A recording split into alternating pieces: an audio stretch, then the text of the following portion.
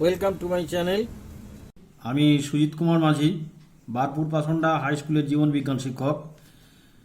আমরা রয়েছে এখন দশম শ্রেণীর একেবারে শেষ ইউনিটটা, যেটা রয়েছে পরিবেশ, তার সম্পদ এবং তাদের সংরক্ষণ। এখানে যে সাব ইউনিটটা আছে সেটা হচ্ছে পরিবেশ ও মানব জনসমষ্টি, এনভায়রনমেন্ট অ্যান্ড হিউম্যান পপুলেশন। এখন এই যে পরিবেশ ও মানব জনসমষ্টি, এইটা আলোচনা করতে গেলেই প্রথমেই আমাদের যেটা আসবে সেটা হচ্ছে ক্রমবর্ধমান জনসংখ্যার সমস্যা। আমরা যে পরিবেশে বসবাস করি সেই পরিবেশে শুধু তো মানুষ থাকে না, থাকে গাছপালা, জীব জন্তু, অনেক রকমের প্রাণী এবং জীবজন্তুরা রয়েছে। এবং মূলত মানব গোষ্ঠী এই পরিবেশটাকে কিভাবে প্রভাবিত করছে সেটাই এখানে মুখ্য আলোচনার বিষয় আছে। তো সেই জন্য ক্রমবর্ধমান জনসংখ্যার সমস্যা, প্রবলেমস অফ এনহ্যান্সড পপুলেশন, এইটা আলোচনা করলেই কিন্তু সব সমস্যাটা বেরিয়ে আসবে যে কোথার থেকে এই সমস্যাগুলো হচ্ছে। এখন এইটা আলোচনা করতে গেলে প্রথমেই বলতে হবে প্রাকৃতিক সম্পদের অতি ব্যবহার এবং হ্রাস। এখানে তোমাদের সর্বপ্রথম আমি বলবো সম্পদ কি। দেখো, সম্পদ কি এটা যদি আমি তোমাদের কাছে প্রশ্নটা রাখি, তোমরা অবশ্যই উত্তর করবে যে স্যার পার্থিব জীবনে সম্পদ হলো গাড়ি বাড়ি, সোনা দানা, টাকা পয়সা ইত্যাদি ইত্যাদি। সঠিক উত্তর অবশ্যই। কিন্তু প্রাকৃতিক সম্পদ এইগুলোকে বলে না। প্রাকৃতিক সম্পদ হচ্ছে সেইগুলো যেগুলো ছাড়া জীবেরা বেঁচে থাকতে পারে না। জীবন ধারণের জন্য অত্যাবশ্যকীয় যে উপাদানগুলো রয়েছে প্রকৃতিতে, যেমন ধরো বনজ সম্পদ, খনিজ সম্পদ, জল সম্পদ, বায়ু সম্পদ ইত্যাদি ইত্যাদি।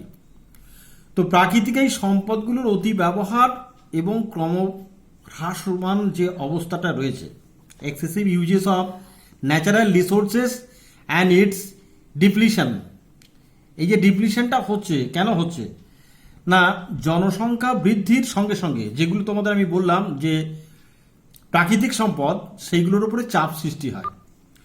প্রথমত দেখো, বর্তমান সময়টা যদি বলি, 2015 সালের সেন্সাস বা লোক গণনা অনুযায়ী সারা বিশ্বে জনসংখ্যা হচ্ছে 730 কোটি মতো। 730 কোটি। তো এই ক্রমবর্ধমান জনসংখ্যা প্রতিনিয়ত এটা বাড়তেই থাকছে, বাড়তেই থাকছে। এখন 100 বছর আগে পৃথিবীর লোক সংখ্যা কি এত বেশি ছিল? না, অনেক কম ছিল। এখন যত জনসংখ্যা বৃদ্ধি হয় সঙ্গে সঙ্গে বেশি করে ওই মানুষগুলোকে খাদ্য সরবরাহ করতে হয়, তাহলে বেশি করে খাদ্য উৎপাদন করতে হবে, বেশি করে তাদের বাসস্থান তৈরি করতে হবে, বেশি করে রাস্তাঘাট সম্প্রসারণ করতে হবে, বেশি করে শিল্প কলকারখানা তৈরি করতে হবে, বেশি করে শিক্ষায়তন তৈরি করতে হবে, বেশি করে স্বাস্থ্যকেন্দ্র তৈরি করতে হবে। কিন্তু যেগুলো আমি বললাম যে বেশি করে করতে হবে, এগুলো করতে গেলেই কিন্তু প্রাকৃতিক সম্পদের উপরে চাপ পড়বে, মূলত ভূ সম্পদের উপরে চাপ পড়বে। এখন দেখো এতে কি হবে, বনভূমির ওপরে একটা চাপ পড়লো, মানে ভূপৃষ্ঠের ওপরে, যার ফলে কি হবে, বনভূমির পরিমাণ কমবে, কৃষি জমিরও পরিমাণ কমে যাবে। জলাভূমি, যেটাকে বলা হয় কিডনি অফ নেচার, অর্থাৎ কিনা প্রকৃতির বৃক্ষ, প্রয়োজনে সেটাকে বন্ধ করে দিয়ে, বুঝিয়ে দিয়ে বাসস্থান করা হচ্ছে, প্রয়োজনীয় রাস্তাঘাট সম্প্রসারণ করা হচ্ছে, কলকারখানা তৈরি করা হচ্ছে। এইবার ভাবো তো, এত লোকের ব্যবহার করা বর্জ্য পদার্থগুলো পরিবেশে মিশলে কি কি ক্ষতি হতে পারে। আমরা যদি একটু ঠান্ডা মাথায় চিন্তা ভাবনা করি তাহলে দেখতে পাবো বিপুল পরিমাণ এই জনসংখ্যার জন্য পরিবেশ এবং স্বাস্থ্যের কি কি ক্ষতি আমরা করছি। শুধু তাই না, আমাদের বাস্তব জীবনে অর্থনীতিতে বিপুল একটা প্রভাব পড়ছে। তো মূলত দেখো এখানেতে যে এই জনসংখ্যা বৃদ্ধি, এখন বিজ্ঞান এবং চিকিৎসার কল্যাণে মৃত্যু হারটা কমেছে, জন্মহার বাড়ছে, ফলে জনসংখ্যা বেড়ে যাচ্ছে। জনসংখ্যা বাড়ার সঙ্গে সঙ্গে ভোগ্য পণ্যের ব্যবহারটা দ্রুত হারে বাড়ছে, ফলত পরিবেশের অবক্ষয় ঘটছে। পরিবেশে প্রাকৃতিক সম্পদের পরিমাণ কিন্তু নির্দিষ্ট। সভ্যতার অগ্রগতির সঙ্গে সঙ্গে ক্রমবর্ধমান জনসংখ্যার ক্রমবর্ধমান চাহিদা মেটাতে বিভিন্ন প্রাকৃতিক সম্পদের অতি ব্যবহারের কারণে ভূগর্ভস্থ তোমার জলসম্পদ, পেট্রোলিয়াম, গ্যাস এবং খনিজ সম্পদের পরিমাণটা ক্রমশ ফুরিয়ে আসছে। এইবার দেখো, আমি এখানে তো একটা জিনিস বলেছি যে অরণ্য ধ্বংস এবং বাস্তুতন্ত্রের ক্ষয়, destruction of forest and depletion of ecosystem, বাস্তুতন্ত্র। তো সেই অরণ্য ধ্বংস, অরণ্য যেটা অস্বাভাবিক হারে জনসংখ্যা বৃদ্ধির কারণে জনসংখ্যার খাদ্য সমস্যা দূর করতে কৃষি জমির পরিমাণ হয়, আর সেই প্রয়োজন মেটাতেই দেখবে অরণ্য ধ্বংস করে কৃষি জমি তৈরি করা হচ্ছে। এবং কৃষি জমি যে তৈরি করা হচ্ছে এর ফলে বাস্তুতন্ত্রের একটা ব্যাপক ক্ষতি হচ্ছে, সেখানে শিল্প স্থাপন করতে হচ্ছে, নগরায়নের জন্য অরণ্য ধ্বংস হচ্ছে, নতুন জমি তৈরির কারণে বাস্তুতন্ত্রের ব্যাপক ক্ষতি হচ্ছে, জ্বালানি কাঠ, গৃহ নির্মাণের জন্য প্রয়োজনীয় সামগ্রী বনভূমি থেকে সংগ্রহ করা হচ্ছে, যার ফলে বনভূমি কেটে ধ্বংস করে ফেলায় অরণ্যের বাস্তুতন্ত্রের ব্যাপক ক্ষতি হচ্ছে। নতুন নতুন বসতি স্থাপনের জন্য অরণ্য ধ্বংসের কারণে অরণ্যের বাস্তুতন্ত্রের ব্যাপক ক্ষতি হচ্ছে। তাহলে অরণ্য ধ্বংসের সঙ্গে সঙ্গে কিন্তু বাস্তুতন্ত্রের উপর একটা প্রভাব পড়ছে বিরাট। এবারে কৃষি জমির হ্রাস, ডিপ্লিশন অফ এগ্রিকালচার ফিল্ডস, যেগুলো কৃষি উৎপাদক ক্ষেত্র জনসংখ্যা বৃদ্ধির সঙ্গে দেখবে তোমাদের বাস্তব জীবনে দেখবে তোমাদের 10 বছর আগে গ্রামের যে আয়তনটা ছিল বেড়ে গেছে, এবং দেখবে গ্রাম পাড়া সংলগ্ন যে কৃষি জমিগুলো ছিল সেইগুলো ভরাট করে ভিটে মাটিতে পরিণত করে ওই বাড়ি তৈরি করা হচ্ছে, খামার বাগান তৈরি করা হচ্ছে, অর্থাৎ কিনা কৃষি জমির পরিমাণটা কমছে। এছাড়া আছে দেখবে মিষ্টি জলের অভাব, ডিপ্লিশন অফ ফ্রেশ ওয়াটার। এখন দেখো এই যে মিষ্টি জলের প্রভাব যেটা বলছি, তোমরা এমনি জানো বা ভূগোলে পড়েছো যে পৃথিবীর 3 ভাগ জল আর 1 ভাগ স্থল। 3 ভাগ জল 1 ভাগ স্থল। এখন দেখো 3 ভাগ জলের মধ্যে যদি শতকরা একটা হিসাব দেওয়া যায়, তাহলে মিষ্টি জলের পরিমাণ কিন্তু মাত্র 2.5%। ভেবে দেখো, এটা আমার কথা না, এটা পরিবেশ বিজ্ঞানীদের কথা। অর্থাৎ কিনা 2.5% মাত্র, যেখানেতে দেখা যাবে যে বেশিরভাগটাই কিন্তু অব্যবহার্য লবণাক্ত জল, সমুদ্রের জল, যেগুলোকে আমরা ব্যবহার করতে পারি না। এখন দেখো মিষ্টি জলে যেটা বললাম 2.5%, এটা আছে কোথায় বলো তো? এটা আছে বরফ বা তুষারের মধ্যে, এইটা আছে নদী নালা খাল বিল জল, অর্থাৎ কিনা সমুদ্রের লবণাক্ত জল বাদ দিয়ে যেগুলো আছে, এমনকি তোমার ভূগর্ভে ভৌম জল যেটা, সেটারও পরিমাণের মধ্যেই আছে। এইবার এগুলো ভাবার বিষয় আছে।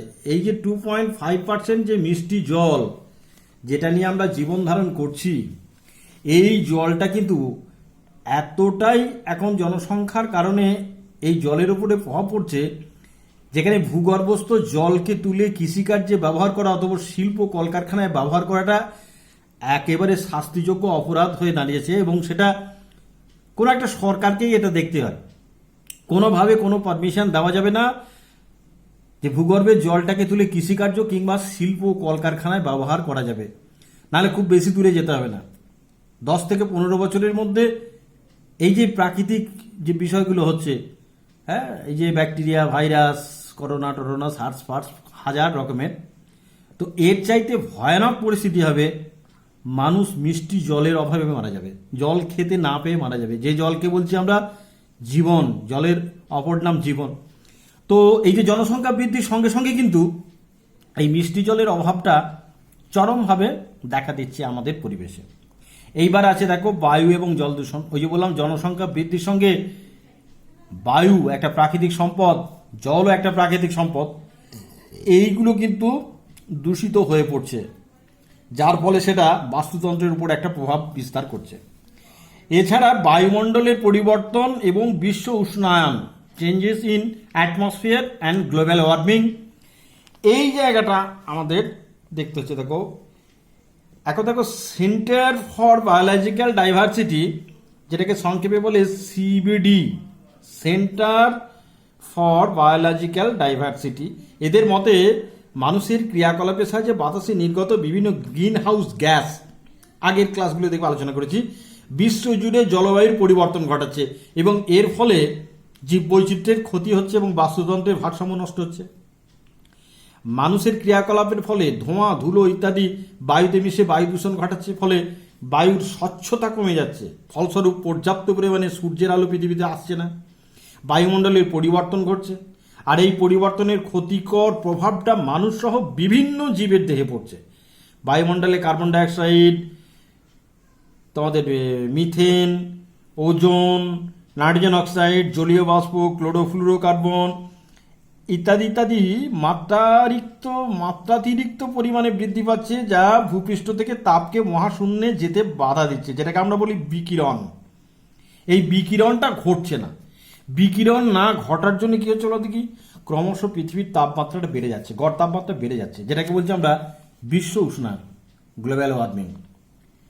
সারাদিনে সূর্য যে পরিমাণ তাপ ভূপৃষ্ঠে দেয়, সূর্য যখন অস্ত গেল, এবার ভূপৃষ্ঠ সেই তাপটা কিন্তু ছাড়বে, যেটাকে বলে আমরা বিকিরণ, সেইটা হতে পারছে না এই কারণে, যার ফলে উত্তপ্ত হয়ে পড়ছে। এই ঘটনার ফলে বিগত 100 বছরে পৃথিবীর গড় তাপমাত্রা বেড়ে গেছে প্রায় 0.6 ডিগ্রি সেন্টিগ্রেড। এইটা বেড়ে গেছে। এইভাবে পৃথিবীর তাপমাত্রা যদি 2.45 ডিগ্রি সেন্টিগ্রেড বেড়ে যায়, তাহলে কিন্তু হিমবাহ এবং মেরুপ্রদেশের বরফ গলবে, বিভিন্ন অঞ্চলের উপকূলবর্তী অঞ্চল যেগুলো আছে সেই এলাকায় জলের তলায় চলে যাবে, সাইক্লোন বাড়বে, টর্নেডো বাড়বে, সামুদ্রিক ঘূর্ণিঝড়গুলো বাড়বে, এইরকম করে। এরপর হচ্ছে দেখো জলাভূমি ধ্বংস, ডিস্ট্রাকশন অফ ওয়েটল্যান্ড, যেটাকে আগে আমরা বললাম যে প্রকৃতির বৃক্ষকে বলি আমরা জলাভূমি। বৃক্ষ যেমন রক্তকে পরিষ্কার রাখে, জলাভূমি তেমনি পৃথিবীর দূষক পদার্থগুলো পরিষ্কার করে পৃথিবীকে সুস্থ এবং স্বাভাবিক রাখে। এখন জলাভূমিতে বছরের সবসময়ই জল থাকে। পৃথিবীর প্রায় 6% জলাভূমি রয়েছে। এখন জলাভূমিতে জীবের বৈচিত্র্য সর্বদা বিরাজমান। জনসংখ্যা বৃদ্ধির ফলে এহেন জলাভূমির ক্ষতি হচ্ছে। মানুষ তার বসতি স্থাপনের জন্য জলাভূমি, বিল, পাঁকপূর্ণ জমি, অন্যান্য অগভীর জলাশয় এগুলোকে বুঝিয়ে ফেলছে, ভরাট করে দিচ্ছে। এর ফলে পরিবেশের ভারসাম্য নষ্ট হচ্ছে। এবার অষ্টমতম যে জায়গাটা আমি রেখেছি সেটা হচ্ছে খাদ্য সংকট, ক্রাইসিস অফ ফুড। এখন দেখো অস্বাভাবিক হারে জনসংখ্যা বৃদ্ধির ফলে নতুন নতুন বসতি, শিল্প, কলকারখানা ইত্যাদি গড়ার প্রয়োজন দেখা দিয়েছে এবং নতুন নতুন আবাসন গড়ে তোলা হচ্ছে। এগুলো করতে গিয়ে আগেই বলেছি যে কৃষি জমির পরিমাণটা হ্রাস পাচ্ছে। অন্যদিকে বিভিন্ন প্রকার দূষণ, বিশ্বজুড়ে জলবায়ুর পরিবর্তন, অম্লবৃষ্টি, খরা, বন্যা, ফসলি উদ্ভিদের রোগ ইত্যাদি কারণে ফসলি জমি থেকে আশানুরূপ ফসলও আমরা পাচ্ছি না। ফলে সব মিলিয়ে জনসংখ্যা বৃদ্ধির ফলে অদূর ভবিষ্যতে ঘোরতর একটা খাদ্য সংকট ঘনিয়ে আসতে পারে বলে বিজ্ঞানীদের কিন্তু ধারণা। তো এইগুলো গেল আমার এই যে ক্রমবর্ধমান জনসংখ্যা বৃদ্ধির ফলে যে বিষয়গুলো, এখানে 8টা রেখেছি না, এই যে 1, 2, 3, 4 করে এই অবধি আলোচনা করলাম। মোটামুটি বই থেকে আর একটু দেখে নেবে, তাহলে আরও সমৃদ্ধ হতে পারবে। এইবার আসছি আমি পরিবেশ এবং মানব সম্পদ, এনভায়রনমেন্ট অ্যান্ড মানব স্বাস্থ্য, পরিবেশ ও মানব স্বাস্থ্য, environment and health of human being. এই যে মানব স্বাস্থ্য কিভাবে প্রভাবিত হচ্ছে এই জায়গায়, প্রথমত দেখো এই দূষণের ফলে যে ঘটনাগুলো ঘটছে, মূলত এখানে আমি একটা রেখেছি, সেটা হচ্ছে হাঁপানি, অ্যাজমা, তারপর আছে ব্রঙ্কাইটিস, তারপর আছে ক্যান্সার, এই জিনিসগুলো আরও আছে, কিন্তু আমাদের এখানে আলোচনা আছে এইগুলোই শুধুমাত্র। প্রথমে ধরো হাঁপানির কথা বলি। কারণটা কি না, পরিবেশগত বিভিন্ন উপাদান, যেমন অ্যালার্জি সৃষ্টিকারী পদার্থ, অ্যালার্জেন যেগুলোকে বলা হয়, এটা হতে পারে বায়ু দূষক এবং পরিবেশে মিশে থাকা বিভিন্ন রাসায়নিক পদার্থ, এগুলো হচ্ছে হাঁপানির কারণ। তেমনি প্রাণীর মল, উদ্ভিদের পরাগরেণু, ধুলো, ছত্রাক, এগুলো হাঁপানির প্রাকৃতিক কারণ।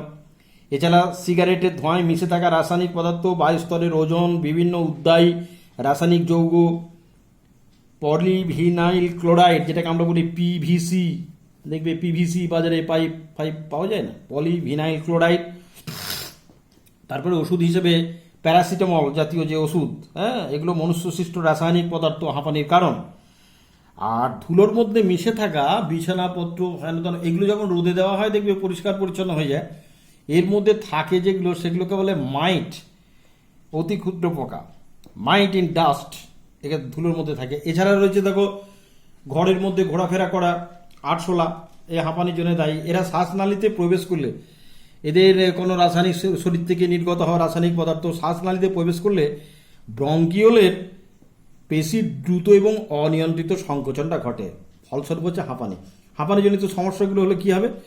কষ্টকর শ্বাস প্রশ্বাস, কাশি, শাঁসা করে নিঃশ্বাস ফেলা, বুকের মধ্যে আঁটো সাঁটো ভাবের একটা অনুভূতি, ব্যায়াম কিন্তু কিংবা খেলাধুলো কিংবা দেখবে হাসার সময় একটা কফের উদ্রেক হয়, এগুলো হচ্ছে সব হাঁপানি রোগের লক্ষণ। এবার আসছি ওই বায়ু দূষণজনিত কারণে আর একটা হচ্ছে ব্রঙ্কাইটিস। আগের ক্লাসে হয়েছিল দেখবে সাসপেন্ডেড পার্টিকুলার ম্যাটার, যেগুলো কল কারখানা ইত্যাদির ওই চিমনি থেকে বেরিয়ে আসা পদার্থগুলো। তো এই যে ব্রঙ্কাইটিস যেটাকে বলছি, কারণটা কি না, বাতাসে মিশে থাকা ধোঁয়া, বিভিন্ন দূষক পদার্থ, দূষিত পদার্থের সঙ্গে মিশে থাকা বিভিন্ন রাসায়নিক পদার্থ, ধূমপানের ধোঁয়া, ধুলো, এগুলো শ্বাসবায়ুর সঙ্গে দেহে প্রবেশ করলে ব্রঙ্কাইটিস রোগ হতে পারে। ব্রঙ্কাইটিস রোগটা কি না, আমাদের ফুসফুসের যে ক্লোম শাখা, ক্লোম নালী, ক্লোম শাখা, উপক্লোম শাখা, একেবারে শেষ অংশটা অ্যালভিওলাই, এই বায়ু চলাচলে বড় সড়ো এবং মাঝারি আকৃতির একটা পথ রয়েছে। ধোঁয়া এবং বিভিন্ন দূষক পদার্থ এই পথে প্রদাহ সৃষ্টি করলে যে রোগটা হয় সেটা হচ্ছে ব্রঙ্কাইটিস। প্রবলেমগুলো কি, সমস্যাটা কি না, ব্রঙ্কাইটিস জনিত সমস্যা হচ্ছে কফ হবে, বর্ণহীন হতে পারে, অথবা সাদা, হলুদ কিংবা সবুজ বর্ণের সেলেসা উৎপাদন হতে পারে, ক্লান্তি আসবে, শ্বাসকষ্ট হবে, সামান্য জ্বর থাকবে এবং ঠান্ডা অনুভূতি, বুকে অস্বস্তি, গলায় ঘা, নিঃশ্বাসের সময় শাঁসা শব্দ, যেগুলো দেখবে এখন বলছে না ওই যে করোনা রোগের জন্য এই উপসর্গটা নিউমোনিয়া হবে, তো নিউমোনিয়া, এই সমস্যাগুলো। আজকে যদি প্রকৃতির এই রকমের একটা প্রভাব থাকে তাহলে কিন্তু শুধু ওই করোনা ভাইরাস কেন, কোভিড-19 না, এই রকমের যত দিন যাবে এই পরিবেশ দূষণজনিত কারণে মানব স্বাস্থ্যের উপরে কিন্তু এই প্রভাবগুলো পড়বে, নতুন নতুন ভাইরাস, ব্যাকটেরিয়ার সৃষ্টি করবে কিন্তু। তারপরে রয়েছে দেখো ক্যান্সার, যেটা আমরা বলি যে খুব একটা মারাত্মক রোগ। পরিবেশগত অধিবিষের সঙ্গে ক্যান্সারের যোগসূত্র স্থাপিত হয়েছে। এই ক্যান্সার সৃষ্টিকারী অধিবিষগুলোকে আমরা বলি কার্সিনোজেন এজেন্ট। এটা হতে পারে কৃষিকার্যে ব্যবহার করা কীটনাশক, আগাছানাশক, তেজস্ক্রিয় পদার্থের ক্যান্সার সৃষ্টিকারী ক্ষমতা কিন্তু রয়েছে। ধূমপায়ীদের ফুসফুসের ক্যান্সার হওয়ার প্রবণতা ওই জন্যই বলা হয় যে একটু বেশি থাকে। যারা তামাক চিবোয়, মুখে গুটকা ফুটকা ঠোঁটের কাছে দিয়ে রাখে, তাদের মুখে ক্যান্সার হতে পারে। সিগারেটের ধোঁয়ায় কমপক্ষে প্রায় 73টা কার্সিনোজেন এজেন্ট রয়েছে শুধু সিগারেটের মধ্যে। তো সেগুলো কি বলো দেখি, প্রুসিক অ্যাসিড, ভিনাইল ক্লোরাইড, এই জাতীয় ইউরেনিয়াম যে তেজস্ক্রিয় পদার্থ, সেটা ভেঙে গিয়ে প্রথমে হয় রেডিয়াম ভেঙে গিয়ে শেষমেশ হয় রেডন গ্যাস। এই গ্যাস ফুসফুসের ক্যান্সারের কারণ হতে পারে। এছাড়া আছে দেখবে আমাদের ঘরের ছাদ করতে অ্যাজবেস্টাস আছে, বাতাসে ভাসমান সূক্ষ্মাতি সূক্ষ্ম কণা, সালফেটযুক্ত এয়ারোসল, এগুলো ফুসফুসের ক্যান্সারের অন্যতম কারণ। সমস্যা বা প্রবলেমটা কি হবে না, ফুসফুসের ক্যান্সারজনিত সমস্যা হচ্ছে দীর্ঘস্থায়ী কাশির সঙ্গে মরচে, ওই যে লোহায় থাকে না ওইরকম মরচে রঙের রক্ত, শাঁসা করে নিঃশ্বাস নেওয়া, শ্বাসকষ্ট, ওজনের হ্রাস, জ্বর, একটা ক্লান্তি ভাব, আঙুল এবং নখের গঠনের ক্ষেত্রে বিকলতা, জোরে শ্বাস নেওয়ার সময় বুক এবং হাড়ে ব্যথা, গলাধ্যকরণে অসুবিধা, নিউমোনিয়া, বারে বারে শ্বাসনালীর প্রদাহ এবং স্বরভঙ্গ, খিদের ইচ্ছা চলে যাওয়া, আর কণ্ঠস্বর, একটা কর্কশ স্বর আসবে কণ্ঠস্বরের মধ্যে। এইগুলো হচ্ছে সব এই ক্যান্সার, যার জন্য দেখবে বর্তমান সময়ে এই যে যত দিন যাচ্ছে দেখবে ক্যান্সার রোগের সংখ্যাটা বেড়ে যাচ্ছে। কোনো পরিসংখ্যান তোমাদের হয়তো অবগত করে যে কোনো মিডিয়ায় দেখবে যে ক্যান্সার আগামী অন্তত ওই 25-30 বছরের মধ্যে প্রতি ঘরে ঘরে অ্যাভারেজ একটা করে ক্যান্সার রোগী থাকবে। তো এই জিনিসগুলো তো আমাদেরকে ভাবতে হচ্ছে যে এই যে ক্রমবর্ধমান জনসংখ্যা বৃদ্ধির সঙ্গে সঙ্গে আজকে যেটা আলোচনা করলাম আমি, যে প্রাকৃতিক সম্পদগুলোর উপরে চাপ সৃষ্টি হচ্ছে, প্রচুর পরিমাণে চাপ সৃষ্টি হচ্ছে। তো সেই জন্য আমাদের এই যে 10ম শ্রেণীর সিলেবাসে যে দেওয়া হয়েছে, কাজেই এই যে যারা অন্তত মাধ্যমিক পাস করবে, ভবিষ্যতের নাগরিক হয়ে উঠবে, তারা অন্তত এই জ্ঞানটুকু পাক যে পরিবেশ দূষণ কি কি কারণে ঘটতে পারে এবং সেই কারণগুলোকে জেনে পরিবেশের সম্পদগুলোকে আমরা কি কি ভাবে ব্যবহার করতে পারি। এখানে একটা ভাষা বলেছি না, অতি ব্যবহার, এইটা যাতে না হয়, অরণ্য ধ্বংস যাতে না হয়।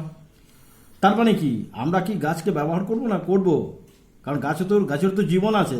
তাহলে ওর জীবন যদি থাকে একটা সময় কিন্তু এমনি প্রাকৃতিকভাবে নষ্ট হয়ে যাবে। তাহলে সেই গাছকে যে আমি ব্যবহার করব, সেই জায়গায় কিন্তু আরও গাছ লাগাতে হবে আমাকে। কৃষি জমির আমাকে পরিমাণ বাড়াতে হবে। কৃষি জমির পরিমাণটা বাড়বে কোত্থেকে? আমার ধরো কিছু কিছু আছে, ধরো নদী উপকূলবর্তী অঞ্চল, পাহাড়ি অঞ্চল, যেগুলো ভূগোলে তোমরা পড়েছো, দেখবে যে ওই যে ধাপ ধাপ কেটে কৃষি জমির সৃষ্টি করা, এইসব জিনিসগুলো করা। তার বদলে আমরা কি করছি, কৃষি জমিটা হ্রাস পেয়ে যাচ্ছে। মিষ্টি জলের অভাব, আমাদের পানীয়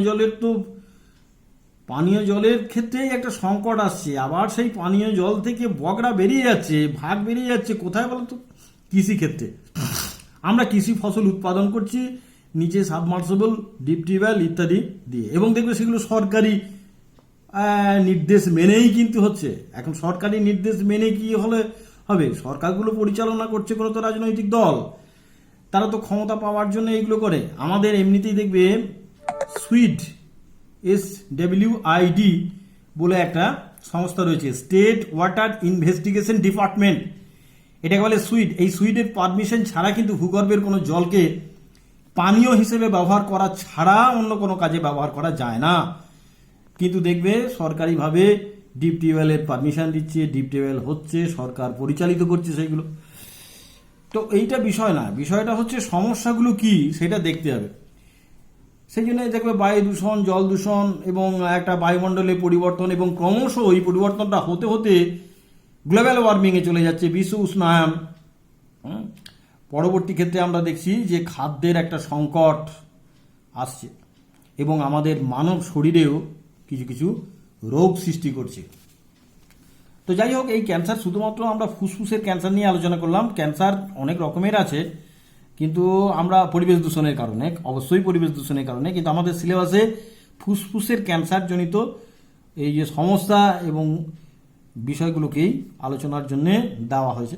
আমাদের ক্লাসটা আজকে এখানেই শেষ হয়ে যাবে। তো থ্যাঙ্কস টু অল, সবাই পড়াশোনা করো, ভালো থাকো। আর প্রশ্ন থাকলে আমাকে এই গ্রুপের মধ্যে প্রশ্ন দিয়ে দেবে। আজকে যেমন একটা প্রশ্ন ছিল, আমি উত্তর দিয়ে দিয়েছি। ঠিক আছে, আজকে এখানেই শেষ করছি।